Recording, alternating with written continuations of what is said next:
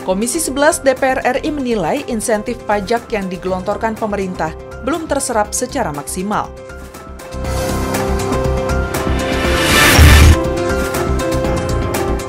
Pusat Kajian Akuntabilitas Keuangan Negara Badan Keahlian DPR RI menggelar konsinyering dengan Badan Pemeriksa Keuangan RI.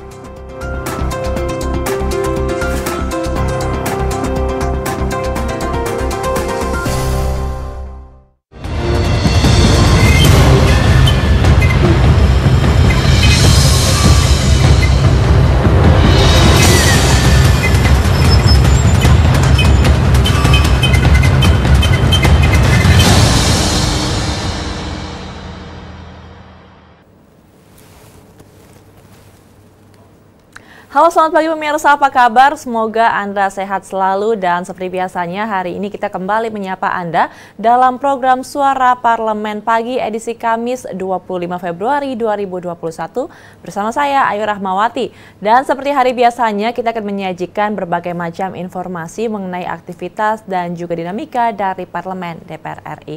Dan pemirsa, pada edisi Kamis hari ini kita akan membahas mengenai darurat literasi digital, di mana kita tahu menurut angka dari PISA ini Indonesia masih ada di urutan bawah, di mana angka literasi digitalnya atau juga angka pembacanya masih sangat rendah, dan ini akan berdampak pada banyaknya sekali hoax yang beredar di ranah digital, dan pastinya ini harus dibarengi dengan kemampuan dari masyarakat untuk dapat meliterasi bacaan yang mereka dapatkan.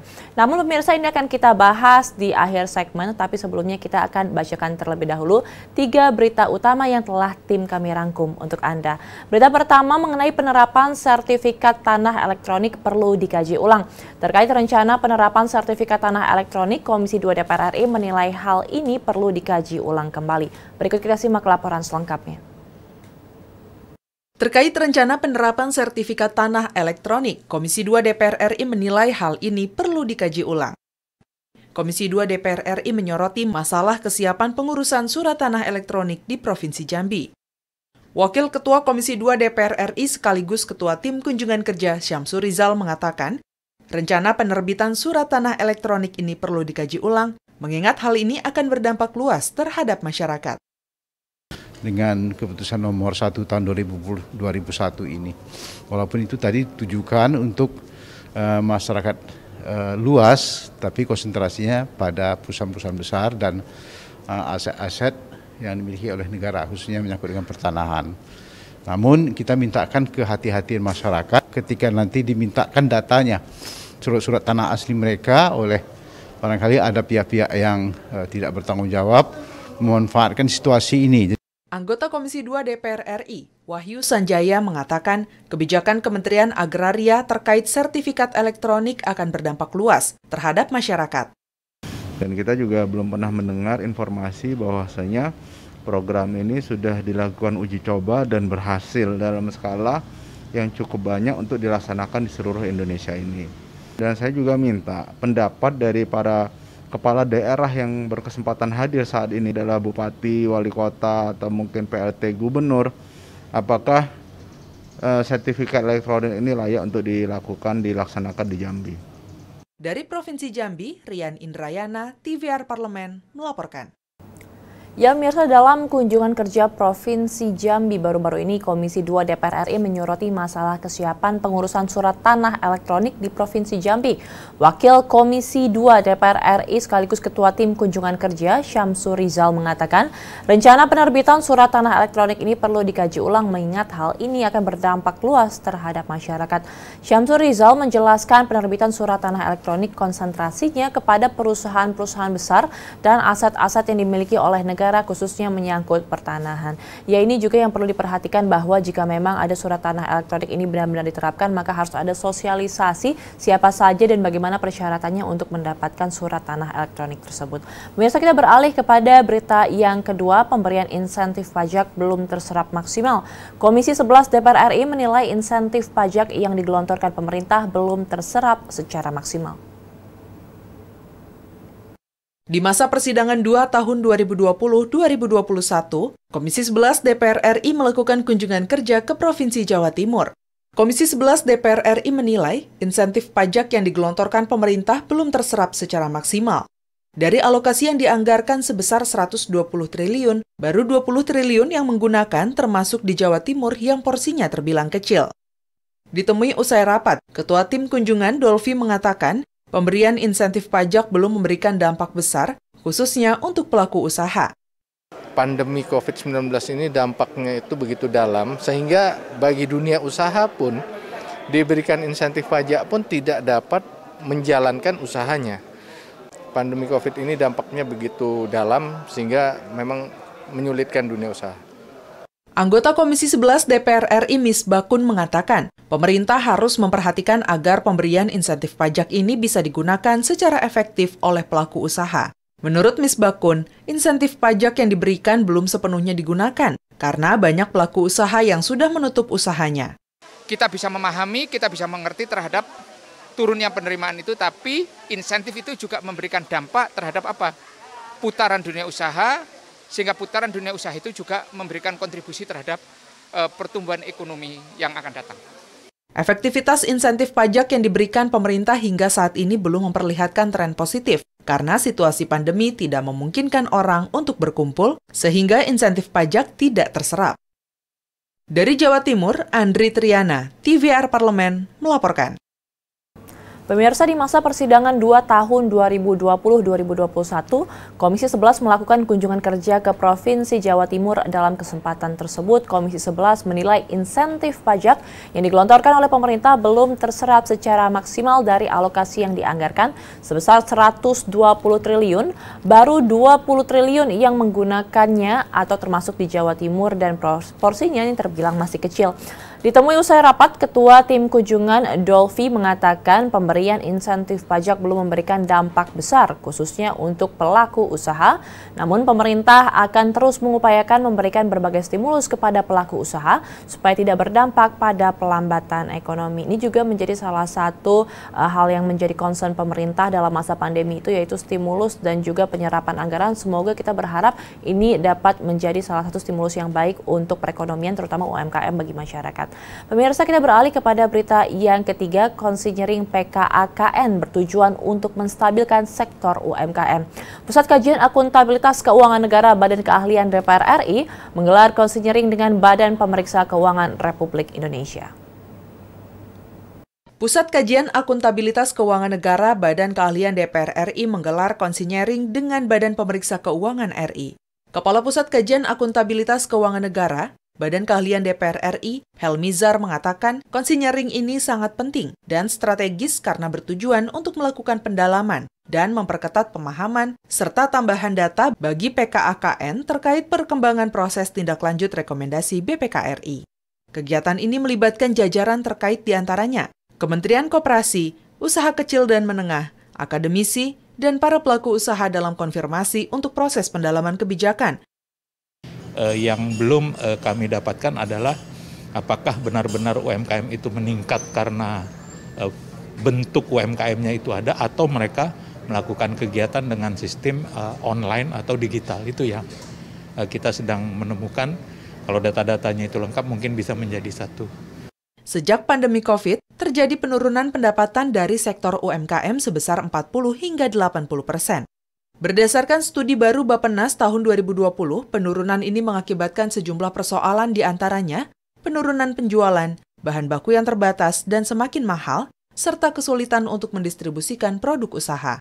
Tetapi pada saat terjadinya krisis, seluruh UMKM itu mengalami penurunan yang cukup signifikan. Kalau dilihat rata-rata tenaga kerjanya, misalnya 5 orang saja satu UMKM, sudah berapa tenaga kerja yang tertampung di UMKM tersebut. Tetapi dengan terjadinya COVID juga, sudah berapa puluh juta juga yang tidak mendapatkan pekerjaan. Tegar Aziz, TVR Parlemen, melaporkan. Kepala Pusat Kajian Akuntabilitas Keuangan Negara Badan Keahlian DPR RI, Helmizar, mengatakan konsinyering ini sangat penting dan strategis karena bertujuan untuk melakukan pendalaman serta memperkuat pemahaman dan tambahan data bagi PKAKN terkait pengembangan proses tindak lanjut rekomendasi dari BPK RI.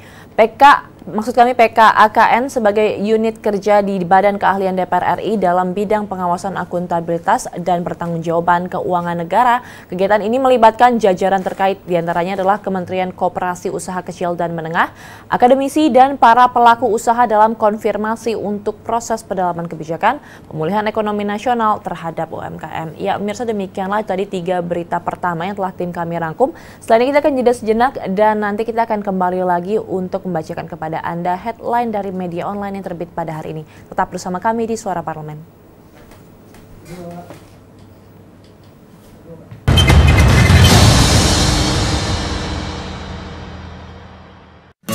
Indonesia siap memasuki tatanan hidup baru di tengah pandemi corona. Apa kita sudah paham persiapan dan protokol kesehatan yang harus dilakukan di lingkungan kerja? Pastikan kondisi tubuh sehat saat berangkat ke kantor. Gunakan masker. Membawa perlengkapan makan sendiri.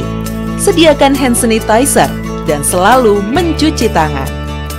Saat akan melakukan ibadah, ingatlah untuk saling menjaga jarak aman dan membawa perlengkapan ibadah sendiri. Karena tempat ibadah sudah tidak menyediakan alat ibadah untuk mengurangi penyebaran virus corona.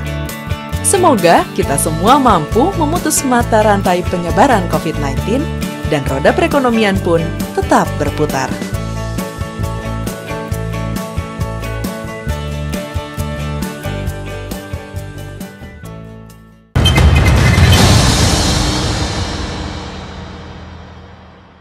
Pemirsa, Anda masih bersama kami dalam Suara Parlemen Pagi, dan pada segmen kali ini kita akan membahas mengenai headline dari media online. Maksud kami dari headline surat kabar yang terbit pada hari ini. Dan di meja kami ini sudah ada satu surat kabar, ini dari Harian Kompas. Di antaranya kita akan membahas mengenai cegah kerumunan dalam vaksinasi massal. Yang kita ketahui bersama nih, kalau misalkan kita akan mendapatkan vaksin, maka akan ada kerumunan atau antrian yang akan dilakukan oleh penerima vaksin. Jangan sampai hal ini menjadi klaster baru dan harus tetap dilihat bagaimana penerapan protokol kesehatannya. Kita akan bahas, pemirsa, setelah tayangan berikut ini.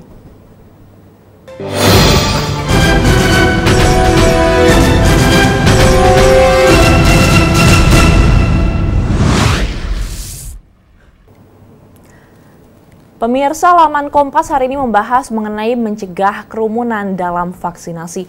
Antrian panjang dari peserta vaksinasi COVID-19 secara massal memicu kerumunan. Untuk mencegah terjadi klaster penularan, mekanisme pendaftaran mesti dibenahi. Tingginya antusiasme warga untuk divaksinasi COVID-19 tanpa diimbangi kesiapan pendataan berdampak pada penumpukan sasaran penerima vaksin di fasilitas kesehatan. Oleh karena itu, mekanisme pendaftaran dan pendataan perlu diperbaiki agar jadwal penerimaan vaksin lebih teratur. Juru bicara untuk vaksinasi COVID-19 dari Kementerian Kesehatan Siti Nadia Tarmizi menyampaikan, vaksinasi COVID-19 digelar seusai jadwal dari Dinas Kesehatan di daerah ini dirilis. Penjadwalan itu demi penyesuaian sasaran vaksinasi dengan ruang yang ada agar protokol kesehatan bisa dijalankan. Ya, ini menjadi salah satu perhatian juga pastinya untuk masyarakat dan juga pemerintah. Kita berharap semoga nantinya ini dari Kementerian Kesehatan dan juga dinas daerah terkait dapat melakukan pendataan yang benar-benar komprehensif sehingga tidak ada tumpukan antrian, dan pastinya ini nanti protokol kesehatan benar-benar bisa dijalankan sesuai dengan yang seharusnya. Jangan sampai justru nantinya ini antrian-antrian yang tercipta ini menjadi klaster baru dari penularan pandemi COVID-19. Dan pemirsa, setelah ini kita akan jeda sejenak, nanti kita akan kembali lagi dan membahas tajuk hari ini mengenai darurat literasi digital. Tetap bersama kami di Suara Parlemen.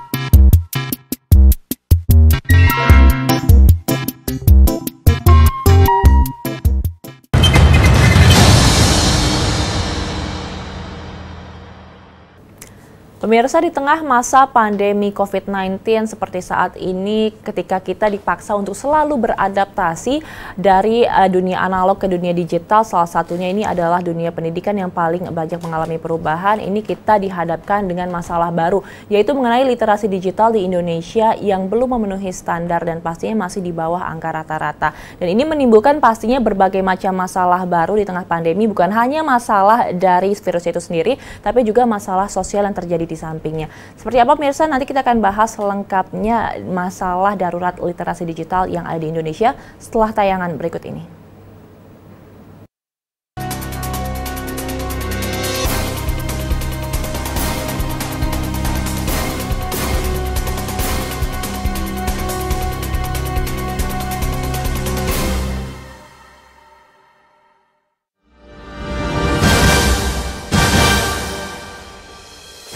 Darurat literasi digital. Masih rendahnya literasi digital bagi para tenaga pendidik dan anak didik, terutama di tengah situasi sebagian besar pembelajaran sekolah saat ini dilakukan dengan sistem pembelajaran jarak jauh atau PJJ atau daring. Oleh karena itu, pemerintah harus melakukan peningkatan dan pengembangan literasi digital pada tenaga pendidik dan anak didik.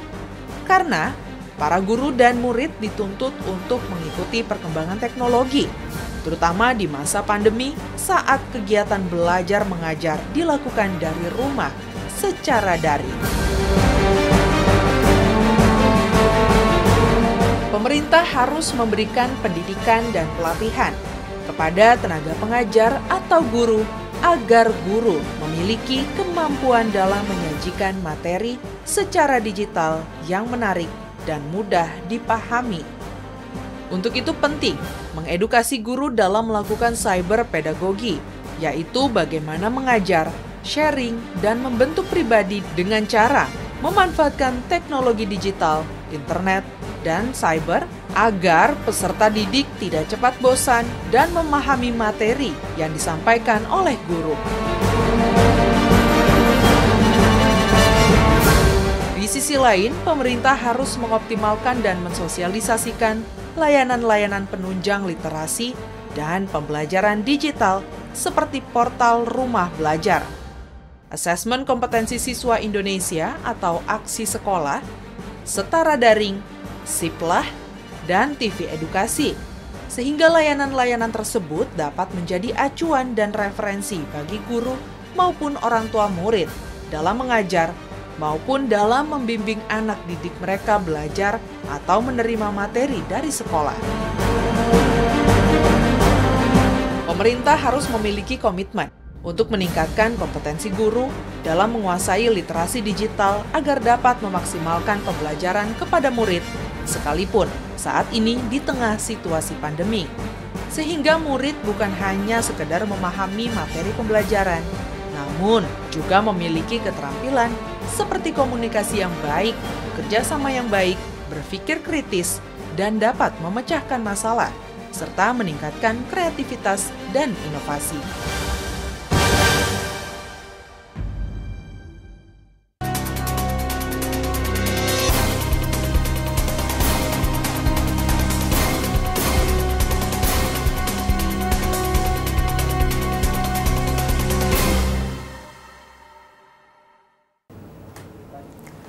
Pemirsa, Indonesia darurat literasi digital. Hal ini karena masih rendahnya literasi digital di dalam negeri bagi para tenaga pendidik dan anak didik. Terutama di tengah situasi pandemi COVID-19, sebagian besar pembelajaran sekolah saat ini dilakukan dengan sistem pembelajaran jarak jauh atau PJJ atau biasa disebut juga dengan sistem daring. Oleh karena itu, pemerintah harus melakukan peningkatan dan pengembangan literasi digital para tenaga pendidik dan anak didik karena para guru dan murid dituntut untuk mengikuti perkembangan teknologi, terutama di masa pandemi saat kegiatan belajar mengajar dilakukan dari rumah dan secara daring.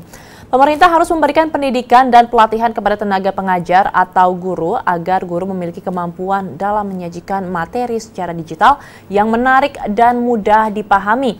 Untuk itu penting mengedukasi guru dalam melakukan cyber pedagogy atau bagaimana yang mengajar, sharing, dan membentuk pribadi dengan cara memanfaatkan teknologi digital, internet, dan cyber agar peserta didik tidak cepat bosan dan memahami materi yang disampaikan oleh guru. Di sisi lain, pemerintah harus mengoptimalkan dan mensosialisasikan layanan-layanan penunjang literasi dan pembelajaran digital, seperti portal Rumah Belajar, Asesmen Kompetensi Siswa Indonesia atau Aksi Sekolah, Setara Daring, SIPLAH atau Sistem Informasi Pengadaan Sekolah, dan TV Edukasi, sehingga layanan-layanan tersebut dapat menjadi acuan dan referensi bagi guru maupun bagi orang tua murid dalam mengajar maupun dalam mendidik anak didik mereka.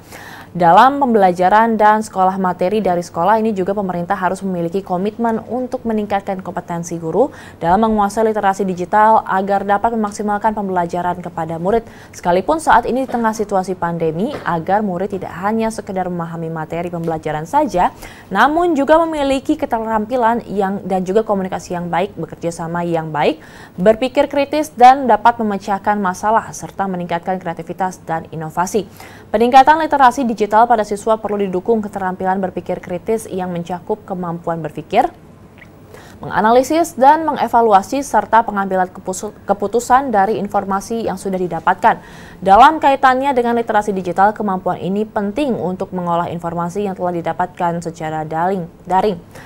Peneliti Center of Indonesian Policy Studies atau CIPS, Nadia Fairuza, mengatakan rendahnya literasi menjadi faktor penting yang menyebabkan rentannya masyarakat terhadap hoax dan misinformasi maupun sisi-sisi gelap internet seperti fenomena cyberbullying, predator seksual maupun penipuan online. Pemerintah perlu meneruskan upaya yang terstruktur untuk meningkatkan konektivitas antar daerah di Indonesia untuk memperkecil kesenjangan antar satu daerah dengan daerah yang lainnya. Hal ini akan membantu banyak hal, tidak hanya pendidikan namun juga membuka peluang ekonomi bagi masyarakat. Untuk meningkatkan literasi digital perlu adanya usaha pemerintah meningkatkan akses internet terutama untuk daerah rural dan masyarakat menengah ke bawah. Di sisi lain, konten pembelajaran teknologi informasi dan komunikasi atau TIK dapat direvisi agar lebih relevan dengan tuntutan masa kini yang memerlukan kemampuan mengevaluasi informasi yang didapat dari sumber-sumber digital. Selain itu, kebiasaan berpikir kritis harus dikembangkan sejak di bangku sekolah agar kelak dapat menjadi masyarakat digital yang bertanggung jawab. Ya, ini juga menjadi salah satu perhatian yang pastinya karena ini melibatkan berbagai macam golongan masyarakat, tidak hanya di kota besar maupun ini juga harus melibatkan partisipasi dari masyarakat di daerah-daerah pula. Ini juga harus bukan hanya guru yang beradaptasi, tapi juga orang tua murid juga harus beradaptasi dan juga siswanya sendiri harus beradaptasi. Dan pemirsa, setelah ini kita akan jeda sejenak, nanti kita masih akan kembali dan membahas tajuk hari ini mengenai literasi digital di Indonesia. Tetap bersama kami.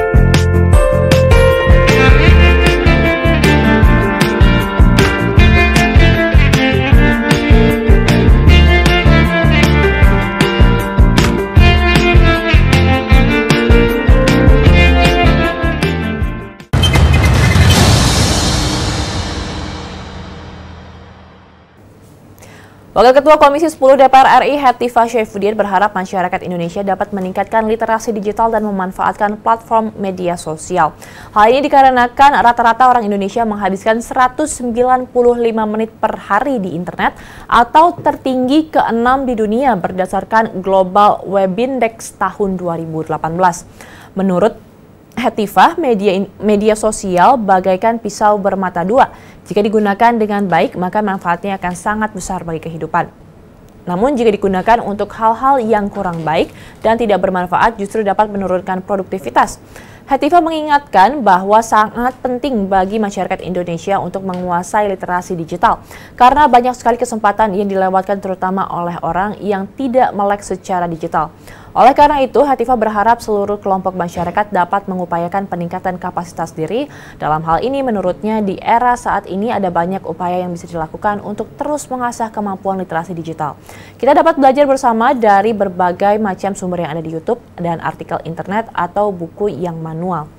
Ya, ini juga menjadi salah satu masukan bahwa sekarang kita dapat melihat nih media sosial atau juga berbagai macam platform yang ada di internet merupakan sebuah ancaman namun juga sebuah keuntungan. Jadi bagaimana cara kita untuk dapat memanfaatkannya? Jangan sampai kita termakan isu-isu hoax yang tidak bertanggung jawab, namun kita harus tetap dapat mendapatkan manfaatnya karena banyak sekali pengetahuan-pengetahuan dan juga ilmu-ilmu yang bisa kita cari dan kita dapatkan dari internet.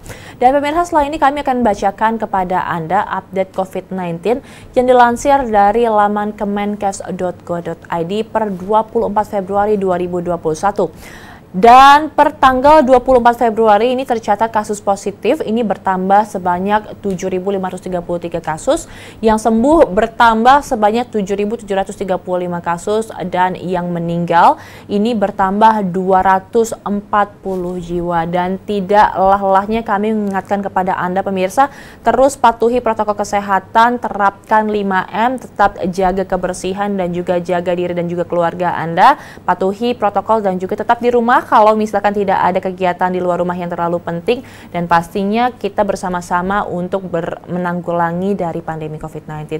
Dan pemirsa, demikianlah berita hari ini. Saya Ayu Rahmawati beserta seluruh kerabat kerja yang bertugas mengucapkan terima kasih atas perhatian Anda. Sampai jumpa.